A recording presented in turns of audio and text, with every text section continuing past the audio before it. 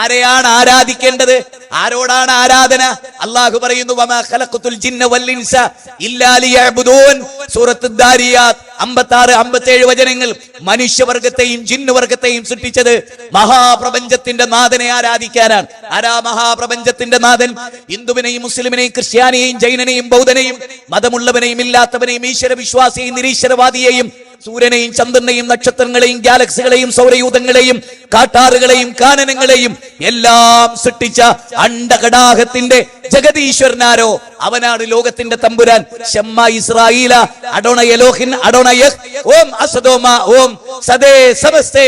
സർവലോകാശ്രയായ വിശുദ്ധ ഖുർആനും വേദഗ്രന്ഥങ്ങളും ബൈബിളും എല്ലാം പറയുന്നത് ഏകനായ ഒരു ദൈവം എന്നാണ്. അപ്പൊ ഹിന്ദുവിന്റെ, മുസ്ലിമിന്റെ, ക്രിസ്ത്യാനിയുടെ 715 കോടി മനുഷ്യർക്കും ഒറ്റ ദൈവമേ ഉള്ളൂ. ആ ദൈവത്തെയാണ് അള്ളാഹു എന്ന് പറയുന്നത്. അതുകൊണ്ടാണ് വിശുദ്ധ ഖുർആൻ ചോദിക്കുന്നുണ്ട് ഫല്യൻദുരിൽ ഇൻസാനു ഇലാ ത്വആമി ഫല്യൻദുരിൽ ഇൻസാനു ഇലാ ത്വആമി. നിങ്ങൾ കഴിക്കുന്ന ഭക്ഷണത്തെ കുറിച്ച് ആപ്പിൾ കടിക്കുമ്പോഴും പപ്പായ തിന്നുമ്പോഴും ഓർത്തിട്ടുണ്ടോ?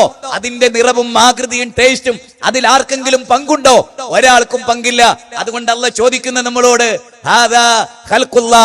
അള്ളാഹ് ഇല്ല എന്ന് പറയാൻ എളുപ്പമാണ്, പടച്ചോൻ ഇല്ല എന്ന് പറയാൻ എളുപ്പമാണ്, ഒക്കെ ശരിയാണ്. ചോദിക്കട്ടെ, ഒരു മുട്ടുസൂചിയെ ഉയർത്തി വേണ്ട, എന്റെ കൈവിരലിട്ട് ഈ മോതിരം ഇത് താനെ ഉണ്ടായതാണ്, എന്റെ കൈവിരലിലേക്ക് താനെ വന്നു ചേർന്നതാണ് എന്ന് ഞാൻ പറഞ്ഞാൽ നിങ്ങൾ വിശ്വസിക്കുമോ? എങ്കിൽ പറയൂ, സ്ഥൂലവും സൂക്ഷ്മവുമായ ഈ മഹാപ്രപഞ്ചത്തെ, നമ്മുടെ പാൻക്രിയാസിനെ, നമ്മുടെ സെറിബെല്ലത്തെ, നമ്മുടെ ആസ്തികപാലം എന്ന മഹാ തലച്ചോറിനെ അത് സൃഷ്ടിച്ച് സംവിധാനിച്ചവൻ ആരാണ് എന്ന കാര്യം, ഓരോ അവയവത്തിനനുസരിച്ചും അതിനനുകൂലമായ സാഹചര്യങ്ങൾ ഒരുക്കിയത് ആരാണ്?